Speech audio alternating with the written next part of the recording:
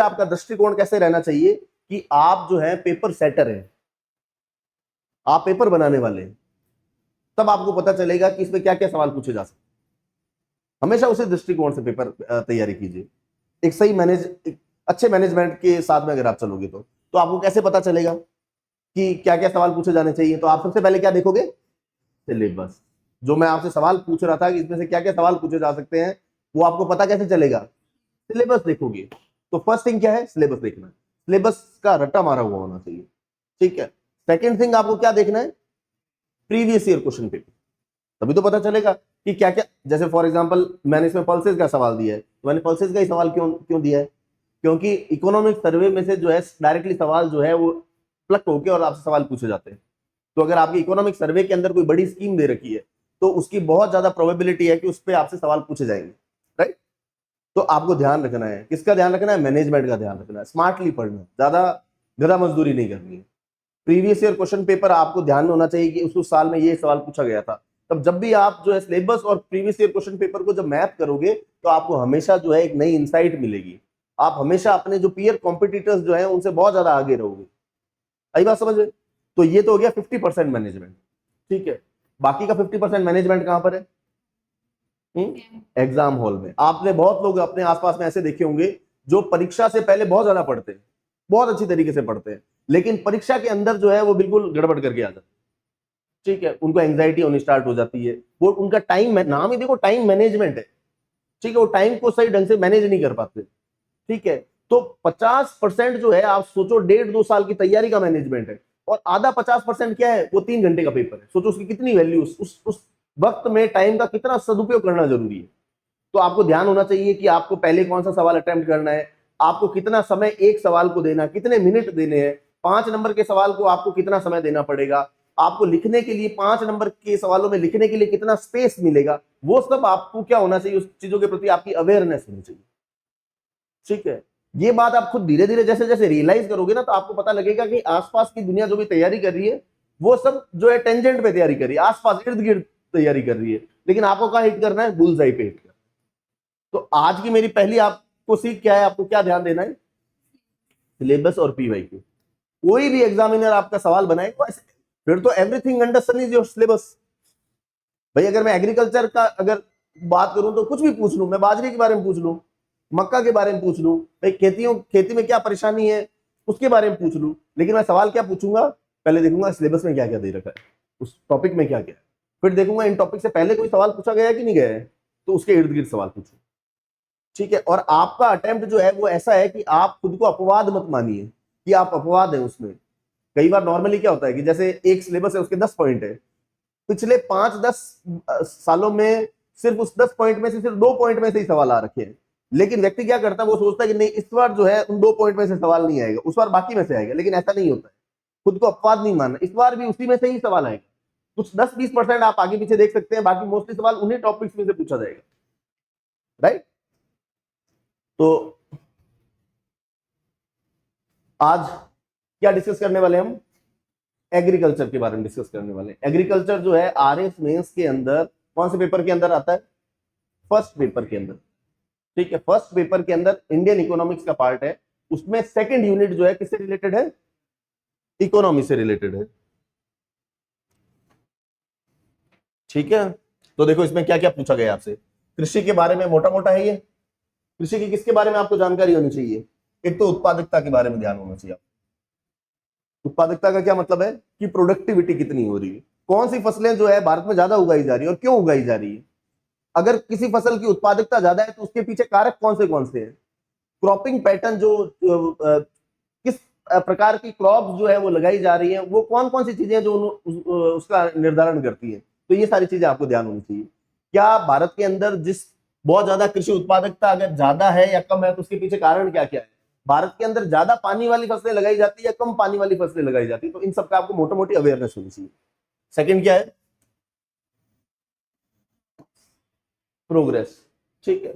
आज के एग्रीकल्चर में और आज से 50 साल के एग्रीकल्चर में कुछ फर्क आया कि नहीं है, फर्क आया है तो क्यों आया है, किस तरीके से हम एग्रीकल्चर के अंदर प्रोग्रेस देखते हैं। भारत के अंदर क्या ग्रीन रेवोल्यूशन, हरित क्रांति हुई है नहीं हुई है, हरित क्रांति के कौन से चरण हुए हैं, वो सारी चीजें किसमें देखेंगे अपन, आई बात समझ में? मोटा मोटा अभी अपन बर्ड व्यू देख रहे हैं ऊपर से कि पढ़ना, गोता कितना लगाना है। थर्ड क्या है, आपको ध्यान होना चाहिए भूमि सुधार जो है वो क्या चीज है। ठीक है, भूमि सुधार जो है वो कौन से तरीके से भूमि सुधार किए गए हैं, भूमि सुधार किए गए तो कौन से प्रोसेस थे, उनके उद्देश्य क्या थे, आपको ध्यान होना चाहिए। भूमि सुधार जो है कब किए गए थे और उनकी प्रोग्रेस रिपोर्ट क्या है, क्या वो 100% सक्सेसफुल थे, अगर सक्सेसफुल थे तो उसका कारण बताओ, और अगर आपको लगता है सक्सेसफुल नहीं थे तो आपको पता होना चाहिए कि उनमें मोटा मोटा क्या कमियां थी। राइट। चौथा क्या है, कृषि वित्त। हर काम में पैसे की जरूरत पड़ती है, मैं आपको पढ़ा रहा हूं तो ये मुझे पेन खरीदना पड़ा, बोर्ड लगना, सब चीज के लिए पैसे की जरूरत है। वैसे ही एग्रीकल्चर के लिए सबसे ज्यादा किसकी जरूरत है, पैसे की जरूरत है। बिना पैसे के कोई काम नहीं होता है, किसान जो है वो ऋणग्रस्त हो जाते हैं। तो सरकार ने उनके लिए क्या क्या व्यवस्थाएं कर रखी है कि किसान को सस्ता ऋण प्राप्त हो सके। आई बात समझ में? फिर विपणन, विपणन का क्या मतलब है, मार्केटिंग। आपने फसल पैदा तो कर ली, अब बेचोगे कहां पे उसको। ठीक है, बेचोगे तो कौन से भाव पे बेचोगे। सरकार ने कोई व्यवस्था कर रखी है कि किसान ठगा ना जाए। आप देखते हो ना न्यूज के अंदर कि जो है सैकड़ों किलो जो है टमाटर और प्याज जो है वो सड़क पे फेंक दिए जाते हैं। क्यों फेंक दिए जाते हैं, उनकी प्राइस नीचे क्यों गिर रही है, सरकार ने क्या क्या मैकेनिज्म बना रखा है उनको रोकने के लिए। तो ये सारी चीजें किसमें पढ़ेंगे, मार्केटिंग में। आ रहा समझ में मोटा मोटा। फिर जो है फूड सिक्योरिटी। भारत के अंदर 86 करोड़ लोगों को नेशनल फूड सिक्योरिटी एक्ट, खाद्य सुरक्षा बिल जो था, एक्ट जो था 2013 में आया था, उसमें कितने लोगों को कवरेज दिया गया है, 86 का, लगभग 86 करोड़ लोगों को, कि वो लोग क्या भूखे नहीं मरेंगे। उनको किस प्रकार की न्यूट्रिशनल सिक्योरिटी दी जाएगी। न्यूट्रिशनल सिक्योरिटी का क्या मतलब है कि उनके लिए व्यवस्था की जाएगी कि वो भूखे ना रहे, उनको दान दिया जाएगा, अनाज दिया जाएगा, वगैरह वगैरह सारी चीजें दी जाएगी। सही बात समझे मोटा मोटा। तो आप पढ़ोगे कि नेशनल फूड सिक्योरिटी एक्ट, आगे अगर इसमें सवाल बनते, खूब सारे सवाल बनते हैं कि नेशनल फूड सिक्योरिटी एक्ट में क्या क्या कमियां हैं, उसकी इंप्लीमेंटेशन में क्या क्या चुनौतियां आ रही, वगैरह वगैरह सब चीजें। फिर खाद्य प्रसंस्करण, क्या होता है खाद्य प्रसंस्करण, फूड प्रोसेसिंग क्या होती है।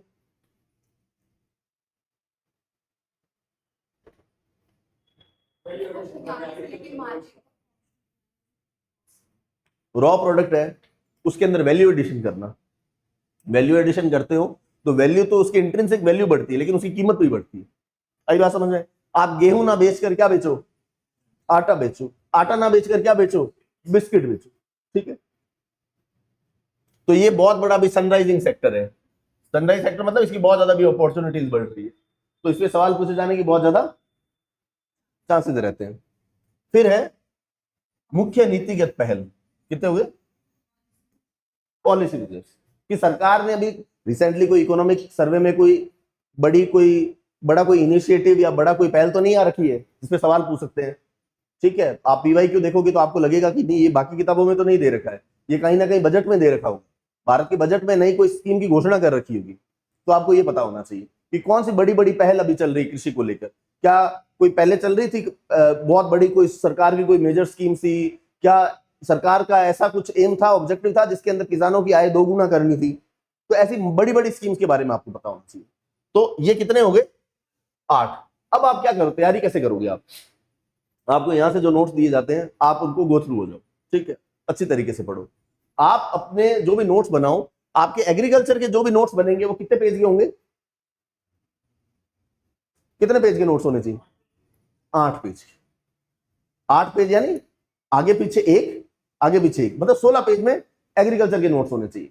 जिस दिन आपका 16 से 17वां पेज हो गया, उस दिन आपका मेंस का पूरे विषय समेटना चालू हो जाएगा।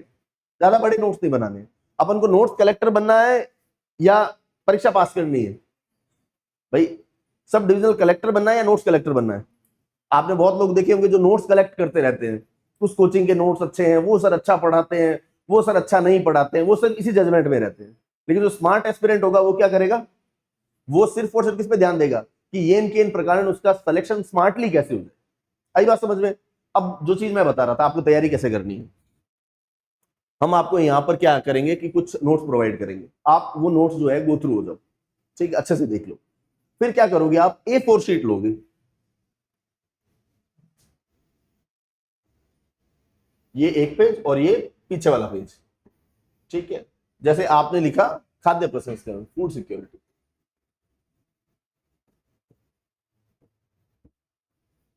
ये आपने हेडिंग डाल दी, ठीक है, अपने नोट्स में से पढ़ के। फिर आप क्या करोगे, फूड सिक्योरिटी से रिलेटेड 3-4 फैक्ट जो है वो यहां पर लिख दोगे डब्बा बना के। कितने लिखने हैं सर? 3-4 फैक्ट। 3-4 फैक्ट कैसे कैसे लिखोगे? आप ये सोचना कि कौन से बड़े बड़े फैक्ट है, कोई गड्ढा फैक्ट नहीं लिखना है कि जीवीए के अंदर इसका कितना रोल है, ठीक है, कितने लोगों को जो है ये रोजगार प्रदान करता है, इसकी वृद्धि दर कितनी है, वगैरह वगैरह, ठीक है। कितने आ जाएंगे? 2-3-4 फैक्ट आप यहां पे लिख दोगे।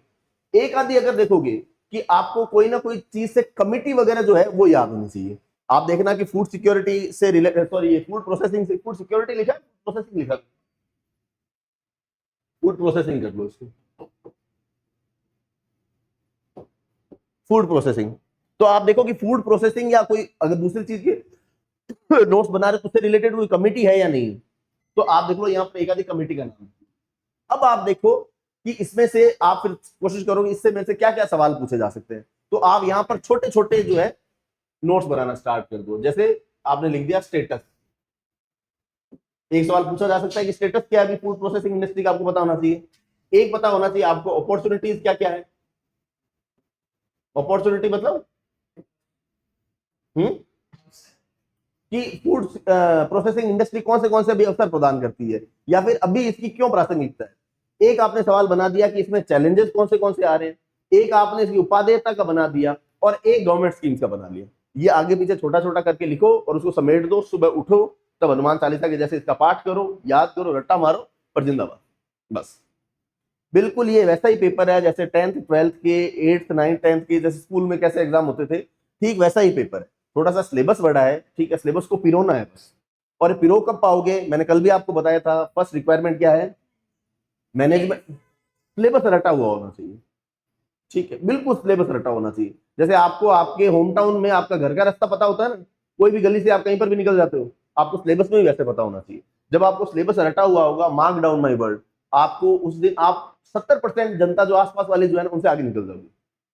I can vouch on this fact, bat शर्त लगा सकता हूं मैं, सिर्फ सिलेबस रटने से, ठीक है। दूसरी इसकी क्या होगी, एक तो आपको कॉन्फिडेंस आएगा ही आएगा, दूसरा क्या होगा, आपको ये रियलाइजेशन होगा कि आपकी तैयारी जो है वो गलत दिशा में नहीं जा रही है।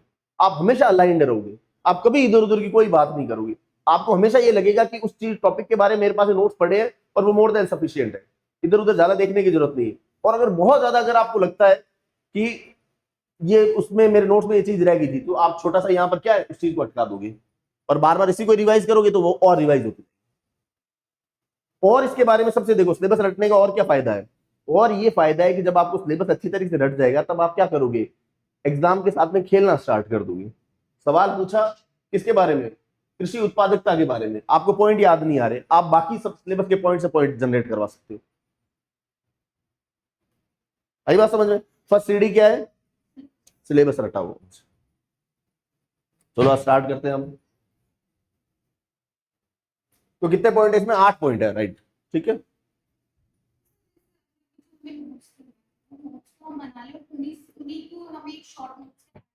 बस बस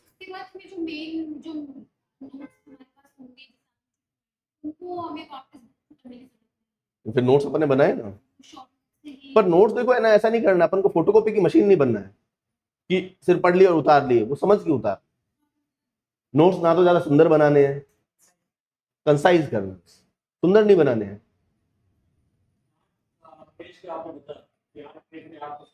हाँ 16 पेज मान लो, 8 आगे पीछे।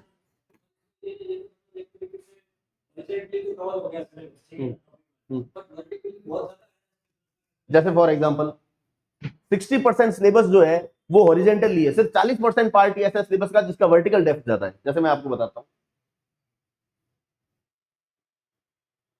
अब जैसे कि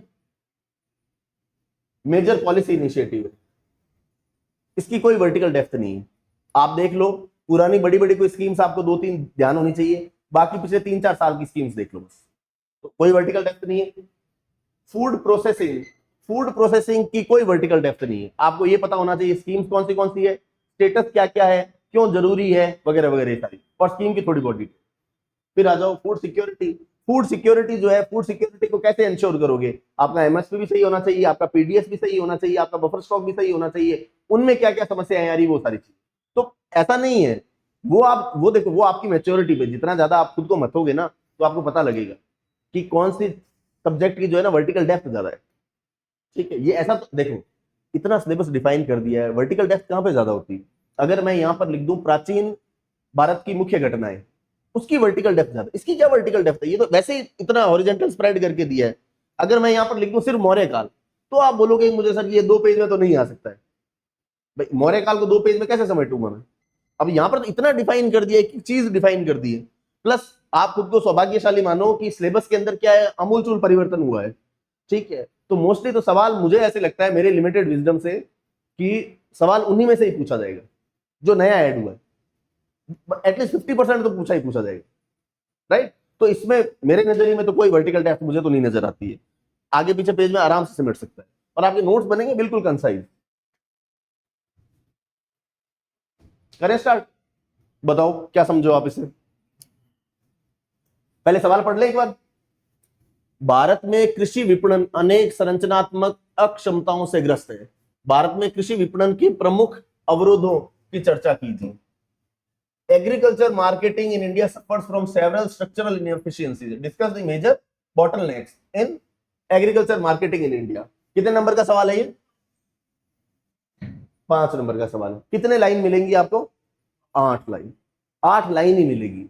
ठीक है, तो पहले तो खुद को दिलासा दीजिए कि ज्यादा बड़ा नहीं लिखना है। 8 लाइन में तो कुछ भी लिख देंगे, लेकिन आंसर क्या है? तरीके से लिखना है, स्ट्रक्चर से लिखना है। ठीक है, कुछ फैक्ट्स होने चाहिए, कुछ अलग अलग आपको।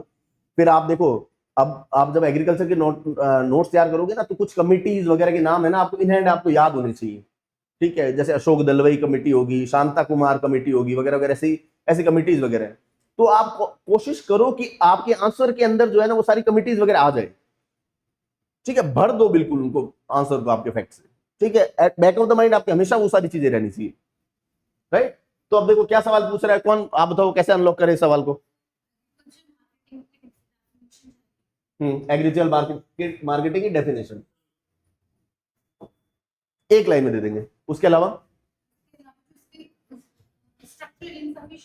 बस बॉटल अक्षमताओं से बाद में कृषि विपणन के प्रमुख बाधाओं की चर्चा की।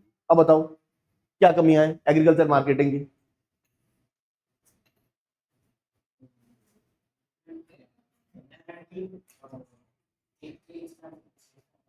एक स्थान से दूसरे स्थान के भंडारण की चुनौतियों, और बताओ,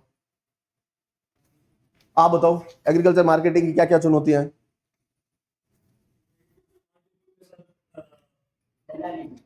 दलाली होती है, और स्मॉलर एरिया की रीच नहीं होती। ठीक है,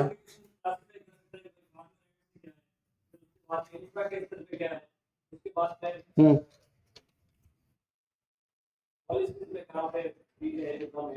ठीक है,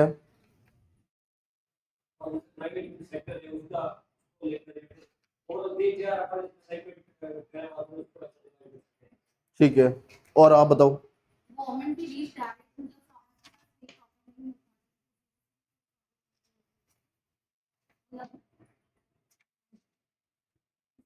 मार्केट में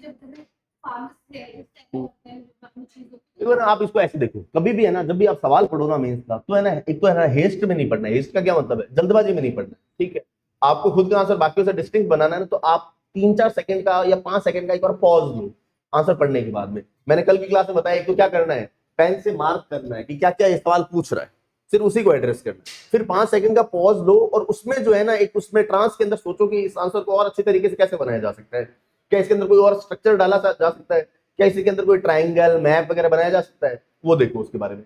तो सबसे पहले तो एग्रीकल्चर मार्केटिंग की क्या है, आपने डेफिनेशन लिख दी।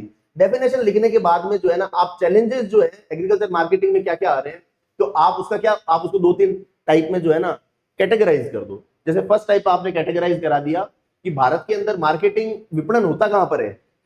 एग्रीकल्चर प्रोड्यूस, मैंने बाजरा उगाया, मैं उसको बेचने के लिए कहां जाऊंगा? मंडी में जाऊंगा। तो पहले चुनौतियां कहां, किस लेवल पे होगी?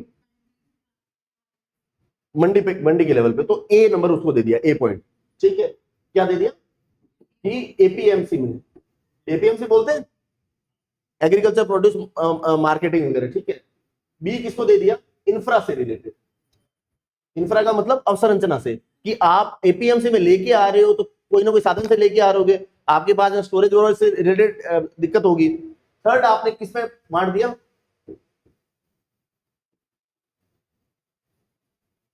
गवर्नेंस से रिलेटेड या पॉलिसी लेवल पर क्या दिक्कत है। तो आपने तीन इसको क्या बांट दिया, पार्ट में बांट दिया।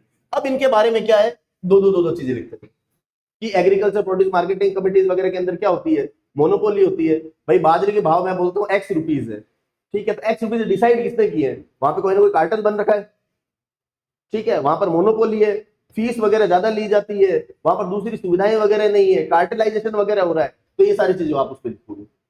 इंफ्रा से रिलेटेड जैसे मैं आपको बताता हूँ इसमें क्या क्या लिखो। सबसे पहले डेफिनेशन आ गया, एग्रीकल्चर मार्केटिंग से तात्पर्य उन सभी गतिविधियों से जो है जो कृषि को खेत से लेकर और उपभोक्ता तक ले जाने में शामिल होती है। फार्म गेट से कहां तक, कंज्यूमर तक, अपने खेत से कहां तक लेके जाना है, कंज्यूमर तक, वो सारी चीजें। तो इसमें दिक्कत क्या क्या आ रही है, सबसे पहले किससे रिलेटेड है, कृषि उपज मंडी समिति से संबंधित मुद्दे। तो सबसे पहला मैंने आपको क्या बताया कि उसके अंदर मोनोपोली होती है, एपीएम से डिसाइड करेगी भाई भाव मिलेगा, तो ये वाला पॉइंट हो गया। सेकंड क्या है कि मंडी वितरण में असमानता है। मंडियां जो है वो बहुत ही क्या डिस्टोर्टेड है, उनका ज्योग्राफिकल स्पान जो है। जैसे पंजाब के अंदर आपको जो है बहुत ज्यादा कमिटीज दिखेगी, ठीक है, नॉर्थ ईस्ट के अंदर जो है आपको जो है बहुत कम कमिटियां दिखेगी। आप बेचने के लिए कहां जाओगे, ठीक है, अलग अलग प्रोडक्ट के लिए स्पेशलाइज अलग अलग क्या है मंडियां बनाई हुई है। अपन नहीं सुनते हैं कि वो तो नरमा की मंडी है, वो किसी और XYZ प्रोडक्ट की वो फेमस मंडी है। तो उसमें क्या है, डिस्टोर्शन बहुत ज्यादा है, असमान वितरण उनका। थर्ड क्या है, फसल कटाई के बाद भारी नुकसान। भारत के अंदर पोस्ट हार्वेस्ट लॉस जो है वो बहुत ज्यादा होता है, ठीक है। पोस्ट हार्वेस्ट लॉस का क्या मतलब है कि मैंने फसल काटी, फसल काटने के बाद में और जब तक उसका विपणन होगा, जब तक वो बिकेगी, उसके बीच में क्या है वो पेरिश हो जाती है, उसमें लॉस आना स्टार्ट हो जाता है, ठीक है, उसकी मात्रा जो है वो कम होनी स्टार्ट हो जाती है। उसके अलग अलग कारण है, क्लाइमेटिक रीजन भी है आपके पास। क्लाइमेटिक रीजन का क्या मतलब है कि बरसात हो गया, आपने नहीं सुना कई बार जो है जीरा होता है, ठीक है, तैयार फसल है, उसके ऊपर बरसात हो जाती है, खराब हो जाती है फसल, ठीक है। फिर सेकंड क्या है कि आपके पास में स्टोरेज की कैपेसिटी वगैरह जो बहुत कम है। तो आपको इन जितने भी कारण, इनमें से क्या दो तीन कारण जो है शॉर्ट में लिखने। आई बात समझ में। सेकंड कौन सा है, सिस्टमैटिक इश्यू। सिस्टमैटिक इश्यू का क्या मतलब है, इंफ्रास्ट्रक्चर से रिलेटेड, अवसंरचना से रिलेटेड। तो क्या है कि एक तो आपके पास में ढांचा बहुत कम है, गोदाम वोदाम की कैपेसिटी जो है वो बहुत लिमिटेड है, ठीक है, कोल्ड स्टोरेज का नेटवर्क बहुत कम है। और क्या है कि आप जो है क्वालिटी जो है इंश्योर करने के लिए कि मेरे पास में दो प्रकार की गेहूं है, एक एक्स प्रकार की, एक वाई प्रकार की, आप कैसे इंश्योर करोगे, उसका कुछ साइंटिफिक या वैज्ञानिक क्या है आधार नहीं है विभेदीकरण करने का, ठीक है, परिवहन की बाधाएं वगैरह ये सारी चीजें। समझ के मोटा मोटा किस तरीके से लिखना है। फिर है नीति और शासन संबंधित मुद्दे कि बाजार हस्तक्षेप में देरी करती। बाजार हस्तक्षेप का क्या मतलब है, फॉर एग्जाम्पल कि मैं गेहूं उगाता हूं और गेहूं की प्राइस जो है वो बहुत कम हो गई है, ठीक है, जब तक सरकार क्या करती है, सरकार ने एक मार्केट इंटरवेंशन स्कीम नाम से एक योजना चला रखी है। सरकार क्या करती है, सरकार ये देखती है कि अगर किसी फसल की कीमत अगर बहुत ज्यादा कम हो गई है तो सरकार क्या करती है, उसमें हस्तक्षेप करती है और कीमतें इस लेवल पर लेके आती है जहां पर किसान जो है वो घाटे में ना जाए, ठीक है। लेकिन किसान को पैसा जो है वो बहुत क्या है कि जब तक सरकार हस्तक्षेप करती है तब तक बहुत ज्यादा देर हो जाती है। तो इसका भी क्या है, कोई साइंटिफिक पैरामीटर नहीं बना रखा है कि सरकार इतने इतने दिन बाद में ही जो है हस्तक्षेप करेगी। फिर जो है सप्लाई चेन के अंदर दिक्कतें वगैरह ये सारी चीजें लिखनी है। लास्ट में 5 नंबर का सवाल है, अगर कंक्लूजन ना लिखा जाए तो भी ठीक है, ठीक है। तो 5 नंबर के सवाल में आपको 8 लाइनें मिलेगी, इस तरीके से लिखना। उत्तर समझ में आया, और पूछो।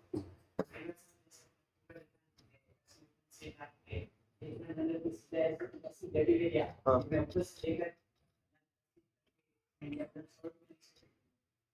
लिख सकते हैं। देखो मेरे दोनों एक्सपीरियंस रहे हैं।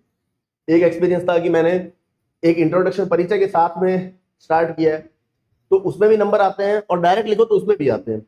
मेरा खुद का विजडम ये बोलता है कि 5 नंबर के सवाल में आप डायरेक्टली हिट करो, और 10 नंबर का जो सवाल है ना उसमें क्या है 150 शब्द लिखने, तो उसमें जो है आप परिचय वगैरह कंक्लूजन वगैरह देखिए। आई बात समझ।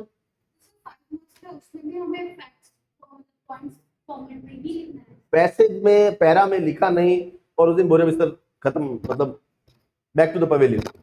बिल्कुल ये गलती नहीं करनी, ब्लंडर नहीं करना है। अपने माइंड को बार बार रिकॉल करवाते रहो कि आपको किस पे लिखना है, पॉइंट्स पे। आया मोटा मोटा समझ में कैसे एड्रेस करना है।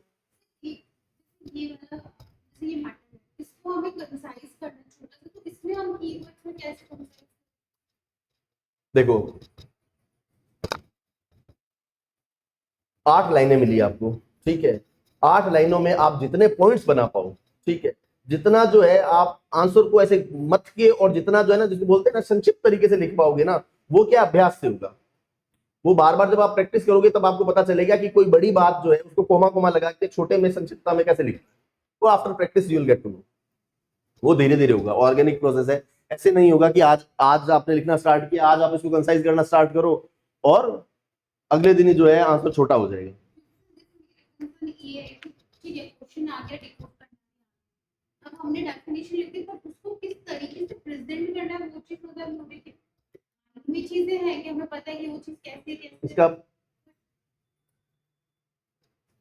इसका आपकी जो है क्या नाम है, जो एग्जाम जो है इसका नाम क्या है, डेली आंसर राइटिंग प्रैक्टिस। क्या नाम है, प्रैक्टिस है। आप बार बार प्रैक्टिस करोगे। देखो डॉक्टर के पास में जाते हो, डॉक्टर वो रिपोर्ट देखता है ना, उसके आधार पे तो बताता है आपको। जब तक आप मुझे लिख के नहीं दिखाओगे ना, तब तक मैं आपकी हेल्प नहीं कर पाऊंगा। मैं तो यही समझूंगा ना, आप भले घर से भी लिख के लेके आओ तब भी मैं आपको बता पाऊँ। कोशिश तो करो यहाँ पे लिखो, अगर यहाँ नहीं लिख पा रहे हो तो घर पे जाके लिखो, लेकिन लिखना जरूर है। वहां बिल्कुल भी जो आप देखो, आपका रिप्रेजेंटेटिव कौन है, आपका रिप्रेजेंटेटिव है आपकी कॉपी। आपकी कॉपी चेकर को ये नहीं पता है कि आप कौन हो, आप डिसिप्लिन्ड हो या नहीं हो, आप घर में अपने वृद्धजनों का सम्मान करते हो या सम्मान नहीं करते हो, कुछ नहीं पता। आप अच्छे बालक बालिका हो, कुछ नहीं पता। आपका सोल रिप्रेजेंटेटिव कौन है, ठीक है। इससे जितना अच्छा तरीके से बना के लिखोगे उसी से पार पड़ेगी। अब बताओ, सवाल पढ़े, किससे रिलेटेड सवाल है? सार्वजनिक वितरण प्रणाली भारत की खाद्य सुरक्षा का एक महत्वपूर्ण स्तंभ बनी हुई है। पीडीएस के समक्ष उपस्थित प्रमुख चुनौतियां, सीधा पूछ रहे चुनौतियां, चर्चा कीजिए तथा इसकी दक्षता बढ़ाने में डिजिटल पहलू की भूमिका का मूल्यांकन कीजिए। 2 चीजें पूछी, 5 नंबर। क्या क्या सवाल पूछा है? एक तो चैलेंजेस क्या क्या है पीडीएस के बारे में, और दूसरा क्या है कि कोई डिजिटल काम किया है कि नहीं किया है, बस उनका नाम लिखो। 5 नंबर का सवाल है, ज्यादा स्कोप नहीं मिलेगा, ठीक है। तो इस सवाल को और अच्छे तरीके से एड्रेस करने का क्या है आपके पास, कैसे आप कैसे आंसर करोगे बताओ मुझे। ये मत बताओ क्या लिखोगे, लिखोगे कैसे ये बताओ।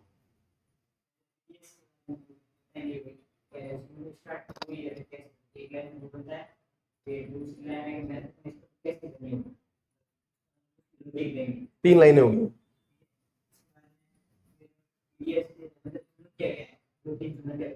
कितने लाइनें चलेगी? 6। मैं बताता हूँ, देखो भले डालो ना, वो तो आपकी कलाकारी, आप कैसे लिखो। इसमें सवाल की है ना जो मेन डिमांड जो है ना उसको एड्रेस करो, ठीक है। सवाल में जो चीज दी हुई उसको पुख्ता करने की जरूरत नहीं है। सवाल पूछ क्या रहा है, 1 नंबर पे क्या पूछा है, प्रमुख चुनौतियां कौन सी है। तो आपके पास में 8 लाइनें, तो आप क्या करोगे, ये ऐसे है, यहां तो लिखोगे चैलेंजेस 1 2 3 4 5 6 और 7, राइट। और यहां पर क्या लिखोगे, डिजिटल रिफॉर्म्स। आई बात समझ में?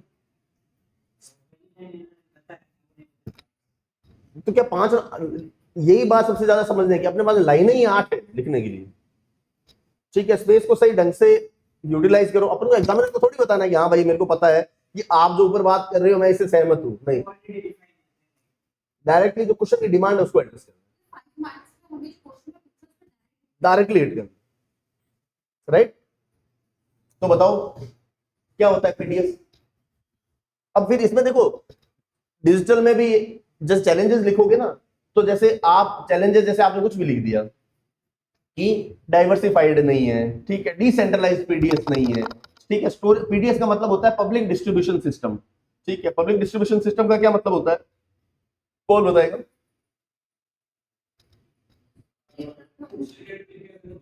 देखो मैंने आपको बताया था ना, सरकार ने 2013 में एक अधिनियम पास किया था, नेशनल फूड सिक्योरिटी एक्ट। उसमें जो है भारत में करीबन 85-86 करोड़ लोगों को भारत सरकार जो है वो खाद्य सुरक्षा प्रदान करता है। खाद्य सुरक्षा का क्या मतलब है कि उनको खाने के लिए अनाज देता है, ठीक ठीक है। तो वो जो है सरकार कैसे करेगी, सरकार के अपने अपने गोदाम बना रखे होंगे, बफर स्टॉक्स वगैरह होते हैं, ठीक है। तो इसकी अपन को राम कहानी नहीं लिखनी है कि 1964 में क्या हुआ, फलाना फलाना क्या हुआ। अपन को ये देखना है कि इससे रिलेटेड कोई शांता कुमार कमेटी है या नहीं है, तो जैसे तैसे करके उसको ब्रैकेट में कहीं ना कहीं लिख और एग्जामिनर को पढ़वा दो स्टार लगा कि हाँ मेरे को पता है ये वाली चीज, ठीक है। बाकी लोग लिखेंगे नहीं लिखेंगे, आपको जरूर लिखना, ठीक है। फिर पीडीएस के अंदर चैलेंजेस कौन से हैं बताओ, क्या क्या चैलेंजेस आते हैं पीडीएस में? घोटाले बहुत होते हैं, क्रियान्वयन सही नहीं होता, और प्रॉपर मैनेजमेंट नहीं है, और बताओ। देखो एक तो अपने पास है स्टोरेज की कैपेसिटी जो है बहुत लिमिटेड है, ठीक है। फिर साइंटिफिक तरीके से जो है स्टोर नहीं करते हैं, कोल्ड स्टोरेज बहुत कम है। साइंटिफिक क्या है, अभी भी तिरपाल वगैरह के अंदर जो है धान वगैरह रखा जाता है, कोल्ड स्टोरेज जो है बहुत लिमिटेड है। फिर क्या है, लीकेजेस वगैरह हो जाता है।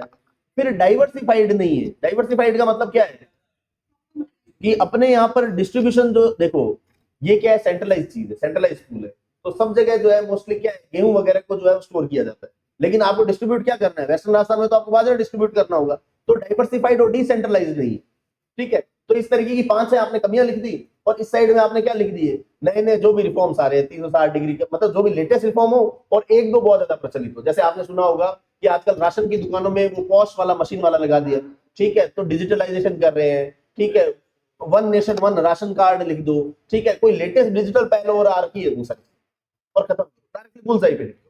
और कोशिश करो कि अपने आंसर्स के अंदर फैक्ट जो है उसकी बोम्बार्डमेंट करो। देखें इस सवाल को, मुख्य चुनौती क्या है, इंक्लूजन और एक्सक्लूजन एरर है। जिसके नाम होने चाहिए उसके नाम नहीं है, जिसके नाम होने चाहिए, जिसके नाम नहीं होने चाहिए उसके नाम है, ठीक है। लीकेज और कालाबाजारी होती है, सबको पता है। फर्जी और डुप्लीकेट लाभार्थी भी होते हैं, 5 करोड़ से अधिक कार्ड घटा है, ठीक है। खराब भंडारण अवसंरचना होती है, ठीक है। क्षेत्रीय असमानताएं है, भ्रष्टाचार, बिचौलिए वगैरह, पोर्टेबिलिटी की समस्या है। इसमें क्या समझाने की जरूरत है, मोटा मोटा समझ गया ना। एड्रेस कैसे कर, देखो इस क्लास की जो मुझे लगता है यूटिलिटी ये है कि ये तो सब तो आप इसमें पढ़ ही सकते हो ना की में। यहां डिस्कशन किस चीज के बारे में करने हैं कि आपकी अप्रोच क्या रहनी चाहिए। अब डिजिटल पहल कौन सी है, ये अभी लेटेस्ट आई हुई है, smart exim warehouse system है, अन्न दर्पण है, आशा है, राशन कार्डों की आधार सीडिंग वगैरह, ये सारी चीज डन। ये बाकी सब देख लेना कौन से पहले। अब बताओ सवाल पढ़े।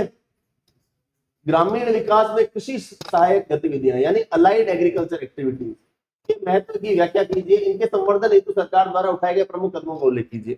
कितने नंबर का सवाल है, 5 नंबर का सवाल है। कितने लाइनें मिलेगी, दोबारा पूछ रहा हूं, 8 लाइनें देख लेना आप, कितनी बहुत छोटी सी होती है इतनी, ठीक है। और कितने पार्ट है सवाल के, जब भी सवाल सॉल्व करो तो पेन से यहाँ पे लिखना है कि ये क्या क्या पूछ रहा है। सबसे पहले क्या करना है, महत्व की व्याख्या, तो 1 नंबर इसको दे दे, ठीक है। और दूसरा क्या है, सरकार द्वारा उठाए गए प्रमुख कदम, ये 2 नंबर दे दे। इसको कैसे लिखोगे आप बताओ इस सवाल को। दो पार्ट में हम डिवाइड कर सकते हैं, एक इंपॉर्टेंस एक तरफ इंपॉर्टेंस लिख सकते हैं, एक तरफ वेरी आई बात समझ।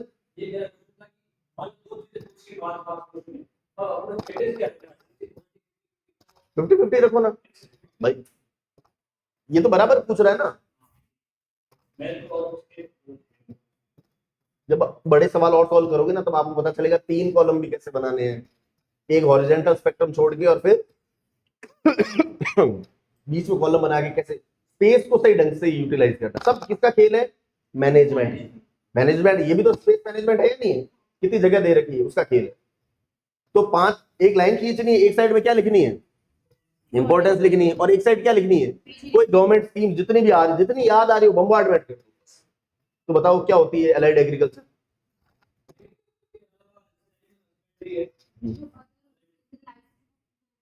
देखो एग्रीकल्चर जो खेती करते हैं ना, खेती वो लैंड टिलिंग के अलावा जितनी भी गतिविधियां हैं वो सारी क्या है, कृषि सहायक गतिविधियां हैं, ठीक है। कौन सी आती है इसके अंदर, पशुपालन आता है, मत्स्य पालन, ठीक है, ठीक है, agro forestry, social forestry, poultry, fishing, ठीक है, ये मधुमक्खी पालन वगैरह, ये सारी चीजें आती है। मोटा मोटा समझ गया ना कि क्या क्या चीजें आती है। एक और इसमें एक और चीज ध्यान रखना, दो यूपीएससी ऐसा ज्यादा करती है पर फिर भी आप इस चीज को प्रिपेयर करना। यूपीएससी क्या है, कई बार जो है सिर्फ और सिर्फ अलाइड एग्रीकल्चर की किसी एक चीज के ऊपर सवाल पूछ लेती है। अलाइड के विद इन, जैसे इस सवाल की क्या बन गई, हॉरिजॉन्टल डेप्थ जो है वर्टिकल डेप्थ बढ़ गई कि अलाइड एग्रीकल्चर में जैसे आपको ये पता होना चाहिए कि सिर्फ जो है एनिमल हस्बेंड्री से रिलेटेड जो है क्या क्या सवाल पूछे जा सकते हैं। भाई एनिमल हस्बेंड्री, भाई मोटा मोटा तो सबकी उपादेयता या उपयोगिता एक जैसी रहेगी, ठीक है, लेकिन फिर भी आप स्पेसिफिकली दो दो तीन तीन लाइनों में एक बार प्रिपेयर और कर देता हूँ, ठीक है, कि जैसे मत्स्य पालन के लिए जो है सरकार की स्कीम अलग से चल रही है या नहीं चल रही है, ठीक है, समझ रहे हो, तो इस तरीके से तैयार करना। अब मेरे को बताओ कि क्या है इसकी जो है विशेषताएं है या फिर इसकी महत्व क्या है अलाइड एग्रीकल्चर, आप बताओ। अलग सेक्टर्स में काफी एग्रीकल्चर को न्यूट्रिशन फार्मर्स को उनको एक स्कोप मिल जाता है और ज्यादा फार्म आर्थिक रूप से सशक्त होते हैं। भाई देखो खेती तो कर ही रहे हैं, साथ साथ में क्या कर रहे हैं, गाय भी पाल रहे हैं, ठीक है, मत्स्य पालन भी हो रहा है, तो इनकम बढ़ेगी कि नहीं बढ़ेगी, ठीक है।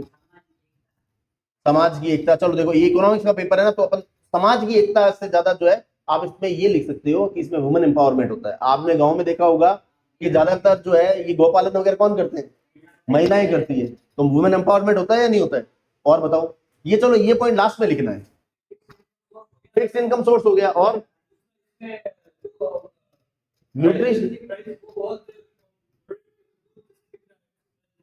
देखो इसमें न्यूट्रिशनल सपोर्ट भी मिलता है। आपने देखा होगा कि गांवों के अंदर जो है हरी सब्जियां वगैरह ये कम लोग खाते हैं, ज्यादातर लोग इस पर डिपेंडेंट रहते हैं, एनिमल प्रोडक्ट पे, डेयरी प्रोडक्ट पे ही जिंदा रहते हैं, ठीक है, तो न्यूट्रिशनल सपोर्ट मिलता है। फिर आप इसके अंदर अलग अलग A2 मिल्क वगैरह होता है, उसकी डेप्थ में नहीं जाएंगे।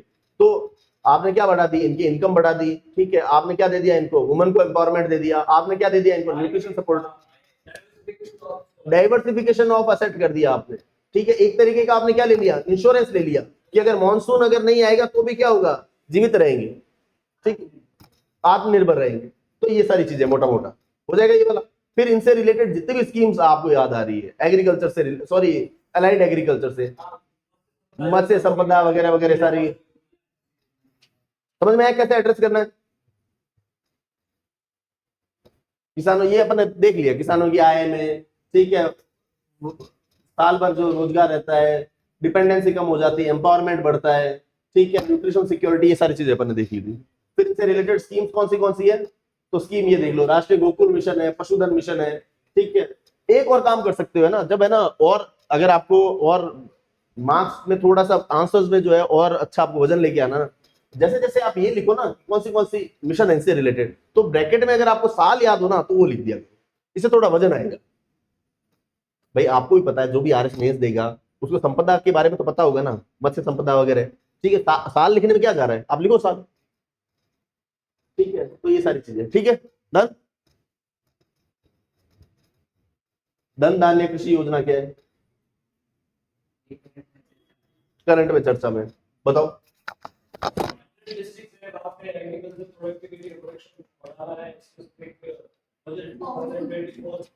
को नए टेक्निक्स बताना कैसे प्रोडक्शन ज्यादा बढ़े। देखो ये आपके सिर्फ जो है लेटेस्ट जो है बजट के अंदर और इकोनॉमिक सर्वे के अंदर जो स्कीम्स दे रखी है, मैंने वो जो है इसके अंदर, या PIB के अंदर जो भी स्कीम्स आ रखी थी, मैंने दो तीन स्कीम्स देखी है। जो दो इसके अंदर जो है सिर्फ क्या है, फैक्चुअल इनपुट ही है, ठीक है, तो फैक्चुअल इनपुट तो डालना है, बाकी सारी जेनरिक चीजें डालनी है। जैसे जो है बजट 2025-26 में इसकी घोषणा की गई थी, 100 डिस्ट्रिक्ट है इसके अंदर, 24,000 करोड़ का जो क्या है इसका बजट है, 6 साल के लिए जो है स्कीम स्टार्ट की गई है, 36 स्कीम्स और 11 मिनिस्ट्री का क्या इसके अंदर कन्वर्जेंस है, ठीक है, और करता क्या है, एग्रीकल्चर से रिलेटेड जितनी पॉजिटिव चीजें वो सारी इसमें, प्रोडक्टिविटी बढ़ानी है, टेक्नोलॉजिकल जो है ड्रिवन एग्रीकल्चर को बनाना है, मैकेनाइजेशन बढ़ाना है, ठीक है, वगैरह वगैरह, क्लाइमेट रेजिलिएंट क्रॉप्स वगैरह बनानी है, ये सारी चीजें लिखते हैं, राइट।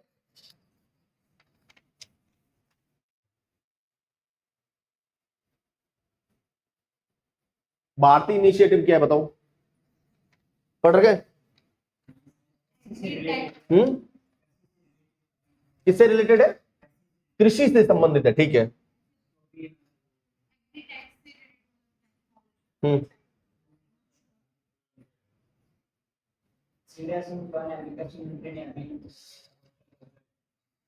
ठीक है, और देखो भारतीय इनिशिएटिव जो है एक ऑर्गेनाइजेशन बनाया गया है, एपेडा, ठीक है, भारत में जितने भी कृषि एग्रीकल्चर प्रोडक्ट होते हैं उनके एक्सपोर्ट से रिलेटेड है, तो भारतीय इनिशिएटिव बेसिकली क्या है, एग्रीकल्चर प्रोडक्ट के एक्सपोर्ट से रिलेटेड स्कीम है। तो बेसिक इसकी थीम जो है वो आपको वजन ध्यान होना चाहिए, किससे रिलेटेड है, मतलब प्रोडक्टिविटी से रिलेटेड नहीं है, क्या करना है, एक्सपोर्ट करना है। ठीक है, टोटल भारत के अंदर जो है एग्रीकल्चर एक्सपोर्ट जो है उसका टारगेट बना रखा है $60 बिलियन का। ये 2030 तक कितना बोलती है कि आपको $50 बिलियन जो है वो क्या करना है, फिनिश्ड प्रोडक्ट जो है एग्रीकल्चर के अंदर स्टार्टअप करके और वो भेजना है। ठीक है, तो आपको इसके अंदर क्या क्या दे रखा है कि 100 एग्रीकल्चर स्टार्टअप को टारगेट किया जाएगा, जो भी नए नए स्टार्टअप आ रहे हैं इनको टारगेट किया जाएगा। फिर जो है इनको जो है कितना टारगेट दे रखा है, इन्हीं एग्रीकल्चर स्टार्टअप से $50 बिलियन का जो क्या करना है वो एक्सपोर्ट करना है। इनको 3 महीने की एग्रीकल्चर के जो स्टार्टअप होंगे जो एक्सपोर्ट करेंगे, इनकी 3 महीने का क्या बूट कैंपिंग करवा के और इनको क्या दिया जाएगा, ट्रेनिंग दिया जाएगा। भारत से जो एग्रीकल्चर एक्सपोर्ट होता है उसकी एक्सपोर्ट के अंदर जो कंप्लायंस जो है वो बहुत आसानी से एक्सपोर्ट हो जाए, उसका जो है इंश्योर किया जाएगा। ठीक है, फिर वही बोल बच्चन, इनोवेशन वगैरह किया जाएगा, टेक्नोलॉजी ड्रिवन वगैरह किया जाएगा। तो भारतीय इनिशिएटिव बेसिकली है किससे रिलेटेड है, कृषि निर्यात से संबंधित। कृषि निर्यात भी डायरेक्टली कृषि निर्यात नहीं, भारत के अंदर कृषि से संबंधित कोई स्टार्टअप है वो निर्यात करेंगे, उनको ट्रेन किया जाएगा वगैरह वगैरह, ये सारी चीजें। कौन चला रहा है, एक बॉडी है जिसका नाम क्या है, नाम सुना हुआ है आपने बेटा, हाँ, तो बस वो कर रहा है। आगे मोटी मोटी बात समझे,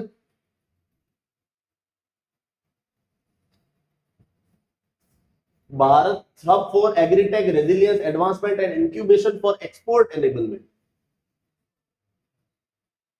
डन, याद रहेगा सबको।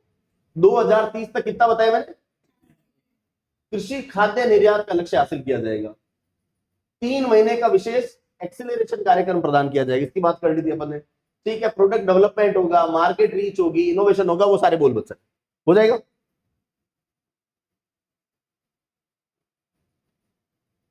मिशन फॉर आत्मनिर्भर इन पल्सेस, बताओ क्या है ये, हम्म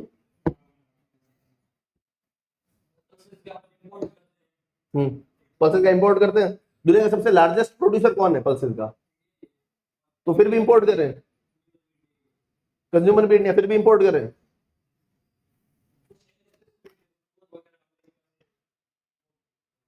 तुम याद रखना, तुर, उड़द और मंसूर, मसूर की दाल होती है, ये 3 दालें जो है इनका भारत बहुत ज्यादा एक्सपोर्ट सॉरी इंपोर्ट करता है। भारत वैसे पल्सेस का या दालों का जो है वो क्या है कि लार्जेस्ट प्रोड्यूसर भी है, लार्जेस्ट कंज्यूमर भी है, और भारत बहुत ज्यादा मात्रा के अंदर क्या करता है, इनका आयात भी करता है। हर साल करीबन 35,000 करोड़ तक की भारत जो है वो क्या करता है, पल्सेस या दाल जो है वो क्या करता है, उनका आयात करता है। आयात कहाँ कहाँ से करता है, कनाडा से करता है, ऑस्ट्रेलिया से करता है और म्यांमार से मोटा मोटा करता है। तो ये सरकार ने कार्यक्रम चलाया किसके लिए, भारत के अंदर जो है पल्सेस का प्रोडक्शन जो है वो ज्यादा हो सके। ठीक है, तो इसके बारे में आपको थोड़ी बहुत फैक्चुअल जानकारी होनी चाहिए। ठीक है, कि 2025 के अंदर इसको लॉन्च किया गया था। 11,440 करोड़ रुपए का इसका बजट है और सनसेट देर का इसके अंदर क्लॉज है, 6 साल तक ये चलेगा। क्लस्टर बेस्ड अप्रोच बनाएगी। क्लस्टर बेस्ड अप्रोच का क्या मतलब है कि अलग अलग क्लस्टर डेवलप किए जाएंगे। ठीक है, अलग अलग पर्टिकुलर एरिया के अंदर इंश्योर किया जाएगा कि वो एरिया जो है पर्टिकुलर पल्स के लिए, दाल के लिए जो है वो फेमस हो। ठीक है, फिर इसके अंदर जो है 3 दालों को जो है वो टारगेट किया गया है। ठीक है, फिर 31,000 करोड़ तक का मैंने आपको बता दिया है, न्यूट्रिशनल सपोर्ट वगैरह देना, ये सारी चीजें।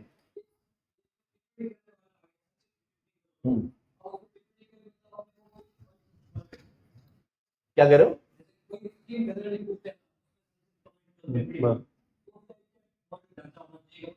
देखो अगर ये 10 नंबर में आता ना तो जो है इसके अंदर अपन लिखते कि और क्या क्या पॉसिबिलिटीज हो सकती है, और किन किन चीजों की संभावना है। इसके बारे में देखो प्रैक्टिकल अप्रोच बता रहा हूँ। 5 नंबर के सवाल में कुछ भी आए कि टिप्पणी अपने सब भूल जाएगा। 5 नंबर के सवाल जितनी फैक्चुअल जानकारी आपके पास में वो सारी उड़ेल दो।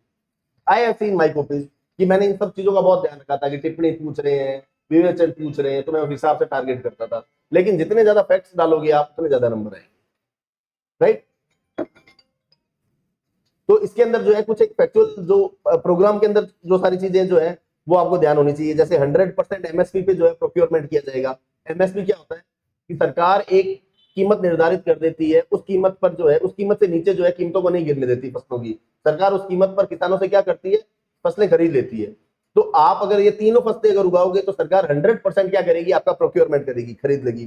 फिर जो है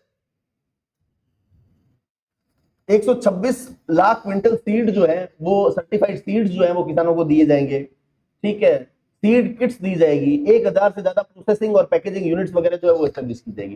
तो इसकी फैक्चुअल डिटेल्स है उसका आपको रट्टा मार के रखना पड़ेगा, ठीक है। तो नॉट अ बिग डील, हो जाएगा ये वाला। देख लें क्या क्या इसके अंदर 2025 में स्टार्ट किया है, आत्मनिर्भरता हासिल करना है, इसमें आयात को कम करना है और पोषण सुरक्षा की इसमें वित्तीय 11,440 करोड़ है और 2 करोड़ किसानों को लक्षित किया गया है। 6 साल है, ये हो गया, नोडल मंत्रालय हो गया, फोकस 3 दाल है, तुअर, उड़द और मसूर है, ठीक है। 100% एमएसपी पे खरीद करनी है, समझिए। पीएम आशा के तहत ये जब आप अपने नोट्स पढ़ोगे तो उसके अंदर अलग अलग सब्सिडी वगैरह के जो अलग अलग रिजाइम दे रखा है। पीएम आशा जो है वो क्या चीज, अलग अलग स्कीम चला रखी है, तो वो आप इन डिटेल देख लेना।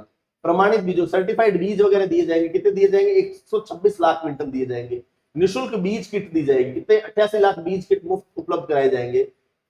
हाई यील्ड वैरायटी के सीड दिए जाएंगे और आईसीएआर और शक्ति पोर्टल द्वारा बीजों की गुणवत्ता की निगरानी की जाएगी। आई बात समझे? 5 नंबर में जितना फैक्चुअल लिख सको उतने फैक्ट्स उड़ेल देने। आगे बात, ये 10 नंबर का सवाल है, किस पे है ये, पढ़ो सवाल। देखो क्या है ये, भूमि सुधार को स्वतंत्र भारत में सामाजिक न्याय एवं कृषि विकास दोनों के साधन के रूप में देखा गया था। भारत में भूमि सुधारों के उद्देश्य, प्रमुख उपायों का परीक्षण कीजिए, इनके परिणाम विभिन्न राज्यों में असमान क्यों रहे, बताओ कैसे अनलॉक करोगे इस सवाल को। क्या लिखा हुआ है यहाँ पर, देखो, सामाजिक न्याय और कृषि विकास, हो गया ये। तो अब बताओ, ये तो चलो डेफिनेशन मैंने आपको समझाया कि डेफिनेशन अपन को ऐसे लिखनी है, ठीक है। आप बताओ लैंड रिफॉर्म्स, भारत में लैंड रिफॉर्म्स हुए, कैसे कैसे हुए बताओ। अब अपन बताएंगे ना कि लैंड रिफॉर्म्स ये हुए, छोटा सा शॉर्ट शेड्यूल जोड़ी थी। और एक देखो, मैं दोबारा जो जो चीजें मैं आपको बार बार याद दिलाता रहूंगा ताकि आपको ध्यान में, जब भी इस तरीके के सवाल देखो ना, तो पहले तो अनलॉक करना है सवाल को, 1 2 3 नंबर, इस तरह के नंबर लगाने हैं, हाईलाइट करना है, इन चीजों को एड्रेस करना है, ताकि सवाल का कोई कंपोनेंट जो है वो अनएड्रेस ना रह जाए। ऐसा ना हो कि अपन ने सवाल का एक पार्ट एड्रेस ही नहीं किया, ठीक है। फिर क्या करना है, 5-7 सेकंड का क्या लेना है, पॉज लेना है, ताकि सोचना है कि और किस तरीके से इसको अच्छा फैक्चुअली रिच कैसे लिख सकते हैं, राइट। देखो, भारत के अंदर लैंड रिफॉर्म्स जो है वो अलग अलग पर्सपेक्टिव से हुए हैं। सरकार ने भी लैंड रिफॉर्म्स किए हैं, ठीक है, लोगों ने भी किए हैं, और वायलेंस के थ्रू भी हुए, ठीक है। सरकार ने कौन से किए हैं, जैसे नया एक शेड्यूल लेके आए, शेड्यूल लेके आए कि नहीं, आप जब पढ़ोगे फर्स्ट शेड्यूल लेके आए थे जमींदारी एबोलिशन के लिए, हुआ था कि नहीं हुआ था, पहली अनुसूची। फिर सरकार कोई कानून लेके आई थी, जमींदारी उन्मूलन अधिनियम 1950 के, लैंड सीलिंग एक्ट लेके आई थी, लैंड टेनेंसी एक्ट लेके आई थी। तो ये सारे क्या है, कौन रिफॉर्म्स कौन कर रहा है, सरकार कर रही है क्या करना है कि फाइनल ऑब्जेक्टिव क्या है, लैंड यूज को, लैंड डिस्ट्रीब्यूशन को, लैंड ओनरशिप को चेंज करना, उस पर रिफॉर्म्स करना है। तो एक तो सरकार कर रही है, आम लोगों ने भी आम लोगों में भी किसी ने किए थे, विनोबा भावे ने, वो भी लैंड रिफॉर्म्स का पार्ट है या नहीं है। तो आप क्या लिखोगे, भूदान आंदोलन, ठीक है। और फिर वायलेंस के थ्रू भी हुआ है कुछ, नक्सलवाद, नक्सलवाद का फाइनल ऑब्जेक्टिव क्या है, लैंड रिफॉर्म, लैंड ओनरशिप के ऊपर ही तो पूरा है, नक्सलवादी के ऊपर। तो आप क्या करोगे, जैसे आपने आंसर स्टार्ट हुआ तो आपने यहां पे तो लिख दिया इंट्रो, छोटा सा इंट्रो आ जाएगा, फिर आप लिखोगे एफर्ट्स, एफर्ट्स में ऐसे ट्री बनाओ, यहां लिखो गवर्नमेंट, यहां लिखो सोसाइटी, और यहां लिखो वायलेंस, छोटा सा करो और फिर आगे बढ़ो। इफेक्ट पड़ेगा कि नहीं पड़ेगा, इस तरीके से लिखो। अब किसके बारे में लिखना है, उद्देश्य क्या थे, उद्देश्य, भारत में भूमि सुधार प्रमुख उपाय, उद्देश्य क्या क्या उद्देश्य बताओ। उद्देश्य अपन यहीं से स्टार्ट कर देंगे कि लैंड प्रोडक्टिविटी बढ़ानी है, land productive sorry agriculture productivity बढ़ेगी कि नहीं बढ़ेगी, बताओ। आप मुझे बताओ कि अगर लैंड रिफॉर्म्स होंगे तो उनका इफेक्ट क्या पड़ेगा, क्यों करने हैं अपन को। जिनकी ओनरशिप नहीं है, जैसे कई जमींदार, भूमि, इनको भूमि मिलनी चाहिए, वेलफेयर स्टेट है। और बताओ, देखो पहले तो 2 ही यही लिख लो ना, कहां लिखोगे, ठीक है। पहले तो कृषि विकास लिखो, कृषि का डेवलपमेंट होगा, फिर सामाजिक, ये तो सामाजिक जो विकास जो है, सामाजिक न्याय, ये तो क्या बड़ा टर्म है, ठीक है, इसके अंदर बहुत सारी चीजें आ जाती है। तो फिर आप उसको और उसके अंदर 3-4 पॉइंट और लिख दो।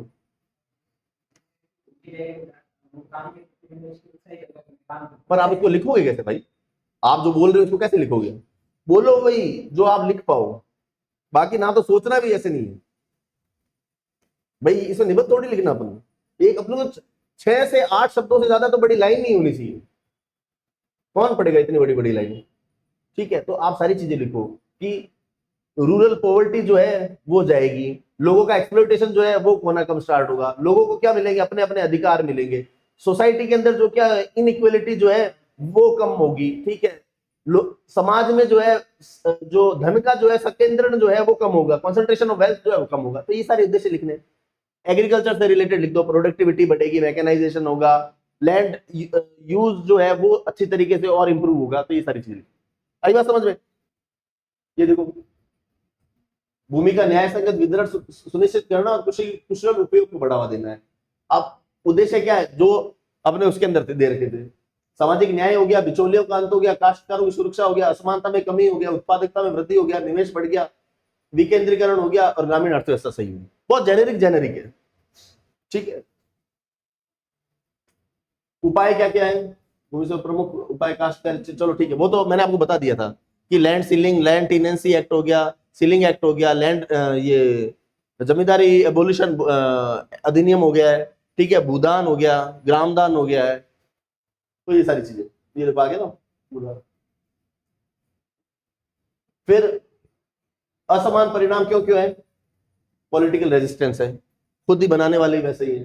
फिर पुअर एग्जीक्यूशन है, बेनामी हस्तांतरण हो गया, भू सबसे बड़ा कारण ये है, पुअर लैंड रिकॉर्ड्स। इसीलिए आपने सुना होगा कि सरकार जो है आए दिन जो है लैंड रिकॉर्ड्स के लिए कोई ना कोई डिजिटल स्कीम जरूर लेके आती है, जैसे स्वयं स्कीम वगैरह नहीं आई थी, वो किसके लिए, बेसिकली लैंड रिकॉर्ड्स के डिजिटाइजेशन के लिए। फिर पॉलिटिकल विल नहीं है, तो ये सारी चीजें डन। फिर आप क्या लिखोगे लास्ट में, फिर ये तो 10 नंबर का है ना, तो एक लाइन के अंदर क्या लिखना है, एक लाइन के अंदर कंक्लूजन जरूर लिखना है। ठीक है, जो ऊपर तक लिखा था ना उसका सार ही लिखा हुआ है। भारत में कृषि संबंधों को काफी हद तक बदल दिया, लेकिन वे पूरे देश में एक समान असफलता हासिल करने में विफल रहे। कंक्लूड किया एक लाइन। और वे फॉरवर्ड के अंदर क्या लिखोगे, अगर एक लाइन लिख पाओ 150 शब्दों के अंदर, जिसमें आपको 25 लाइनें मिलेगी मोटा मोटा, तो एक लाइन होगी कंक्लूजन की, एक लाइन होगी वे फॉरवर्ड की। उसके अंदर कोशिश ये करना है कि भारत सरकार की कोई स्कीम वगैरह का नाम लिख के और पॉजिटिव लाइट में एंड करना है। तो क्या लिखा हुआ है, ये सरकार का डिजिटलाइजेशन से रिलेटेड जो लैंड रिकॉर्ड है उससे रिलेटेड जो है प्रोग्राम है, के तहत भूमि रिकॉर्ड का पूर्ण डिजिटलीकरण किया जाए और प्रत्येक किसान के लिए भूमि सुरक्षा, प्रत्येक खेत के लिए उत्पादकता सुनिश्चित की जाए। डन। बताओ, पढ़े सवाल को, कितने नंबर का है।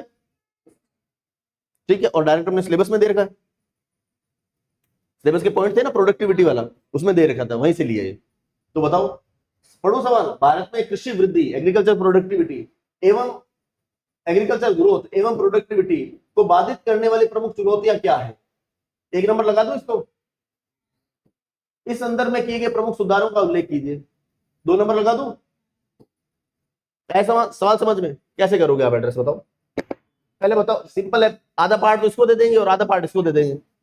ठीक है, अब मुझे बताओ क्या क्या एग्रीकल्चर के अंदर इतनी प्रोग्रेस नहीं हो पा रही है, ग्रोथ नहीं है, प्रोडक्टिविटी नहीं है, क्या कारण है।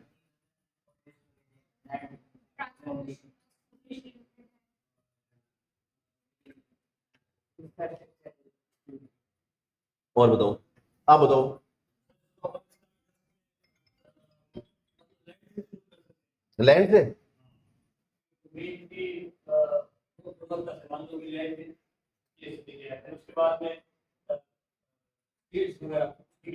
देखो, इसको 3 पार्ट में बांट लो आप। सबसे पहले डालो इनपुट। खेती करने में इनपुट क्या क्या चीजों का चाहिए होता है। सबसे पहले क्या चाहिए, जमीन। बीज कहाँ डालोगे,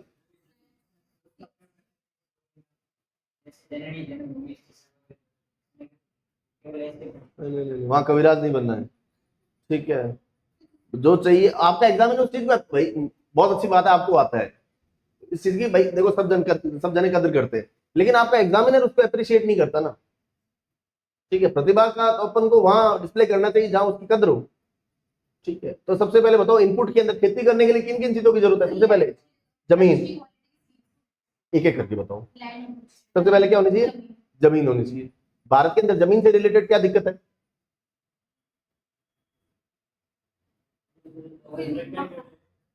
फ्रेगमेंटेड है।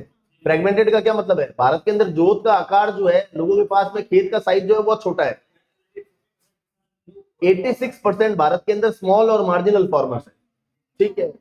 तो सरकार उसके लिए क्या क्या पहल उठा रही है, देखो इस सवाल को हैंडल करने का एक और तरीका बता,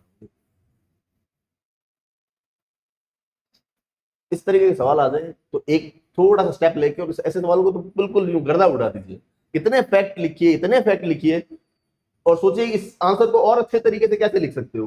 तो ये आपके पास सिंपल सवाल पूछा है, चैलेंजेस क्या है और रिफॉर्म्स क्या है।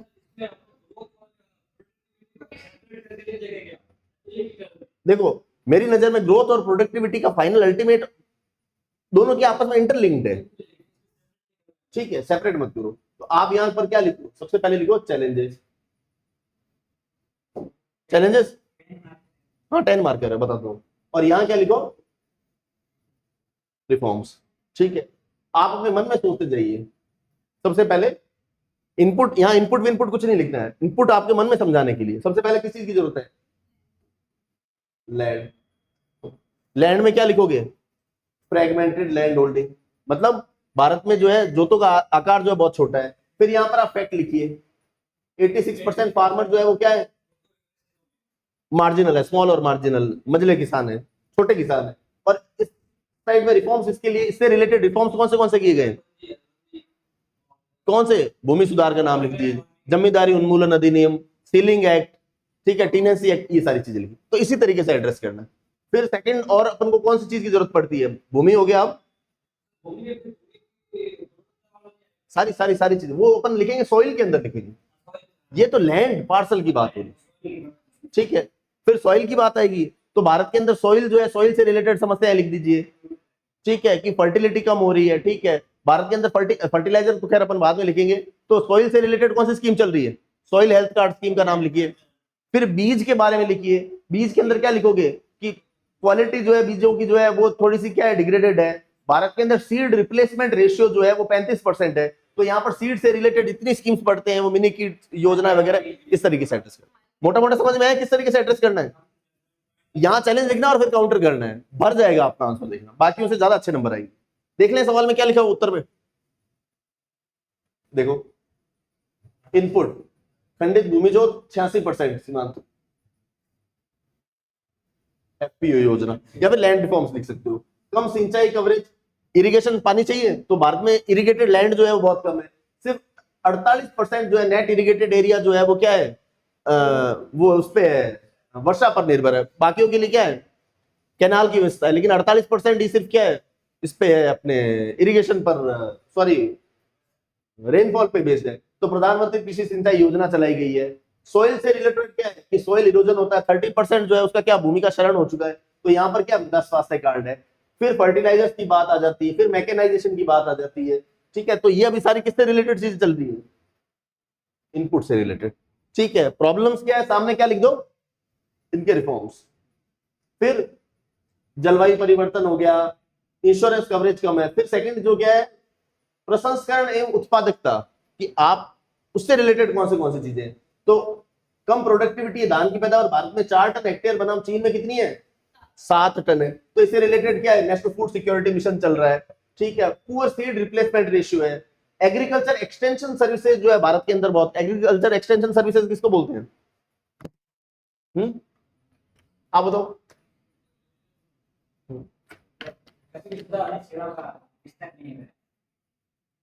एग्रीकल्चर के अंदर जो भी साइंटिफिक डेवलपमेंट होते हैं उनको लेबोरेटरी से कहां लेके जाना, फार्म तक लेके जाना। तो भारत के अंदर ये सारी बहुत सारी कम चीजें हैं, हाँ लैब टू लैंड, ठीक है।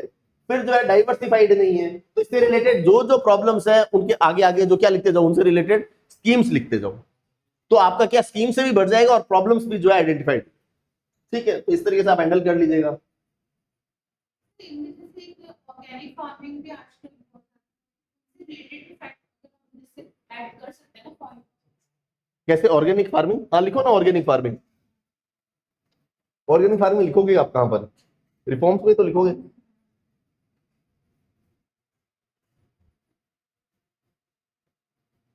बताओ फूड प्रोसेसिंग इंडस्ट्री के बारे में पढ़ लूं सवाल। फसल कटाई के बाद होने वाली हानियों को कम करने के लिए तथा किसानों की दो चीजें, किसानों की आय बढ़ानी है और फसल कटाई के बाद होने वाली हानि। में खाद्य प्रसंस्करण उद्योगों की भूमिका का मूल्यांकन कीजिए। कौन से स्फेयर में करना है? एक तो करना इसमें और एक करना इसमें।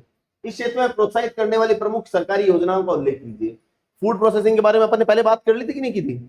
फूड प्रोसेसिंग क्या होता है कि जो वैल्यू ऐड करनी है, जो रॉ प्रोडक्ट है, ठीक है, और उससे जो है ज्यादा धन कमाना है। It is as simple as that. ठीक है, ये फूड प्रोसेसिंग इंडस्ट्री एकमात्र ऐसी चीज है जो इंडस्ट्री और एग्रीकल्चर के बीच का लिंकेज है। ठीक है, तो 10 नंबर का सवाल है, तो आप क्या करोगे? पहले फूड इंडस्ट्री के बारे, फूड प्रोसेसिंग सेक्टर के बारे में बताओगे आप, फिर आप किसके बारे में बताओगे कि इसका कुछ ना कुछ फैक्ट या डाटा डालोगे कि नहीं डालोगे? तो आपने जैसे बता दिया कि इसका जीवीए के अंदर कितना % योगदान है, या कितने प्रतिशत लोगों को या कितने मिलियन लोगों को ये रोजगार देता है। फिर जो है सवाल की नीड पे आ जाओगे, तो बाद में बदलता है।